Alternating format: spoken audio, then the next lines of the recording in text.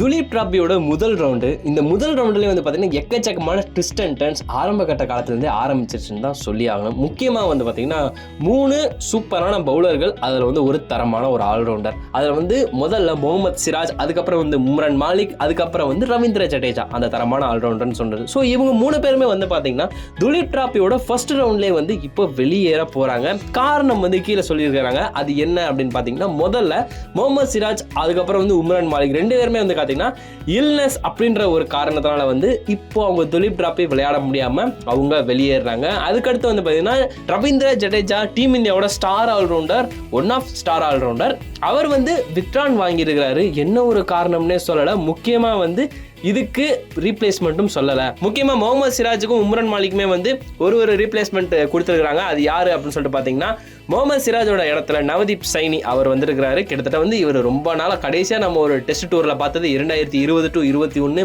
அந்த டைமில் தான் ஒரு டெஸ்ட் மேட்ச் பார்த்தோம். அதுக்கப்புறம் வந்து ஒரு சில வார்ம் அப் மேட்சஸில் தான் வந்து இவங்களுக்கு எதிராக வந்து விளையாடுறதையும் பார்த்தோம். நவதீப் சைனி ஒரு சவுத் ஆஃப்ரிக்காவுக்கு எதிரான ஒரு வார்ம் அப் மேட்ச்லையுமே வந்து ஆடுறதை பார்த்தோம். பட் விக்கெட்டு 1க்கு மேலே எடுக்காத ஒரு காரணத்தினால வந்து பார்த்தீங்கன்னா, முக்கியமாக வந்து இவரோட இன்ஜுரியும் மிகப்பெரிய ஒரு பார்ட் அவரோட கெரியரில். ஸோ அதுவுமே வந்து ஒரு ட்ராபேக்காக இருந்ததுனால டீம் வந்து கழட்டி விடப்பட்டார். அதுக்கப்புறம் வந்து பார்த்தீங்கன்னா உம்ரான் மாலிக் பதிலாக வந்து யார் உள்ள எடுத்திருக்காங்க அப்படின்னு சொல்லிட்டு பார்த்தீங்கன்னா கௌரவ் யாதவ் யாரா புதுசாக இருக்குது அப்படின்னு சொல்லிட்டு நான் நினைக்க வேணாம். கௌரவ் யாதவை பொறுத்த வரைக்கும் பார்த்தீங்கன்னா 32 வயதான ஒரு ஃபாஸ்ட் பவுலர், முக்கியமாக ரைட் ஹேண்ட் லைன் பேட் பண்ணக்கூடிய ஒரு நல்ல தரமான ஒரு பவுலர் தான். முக்கியமாக மத்திய பிரதேச சேர்ந்தவர்.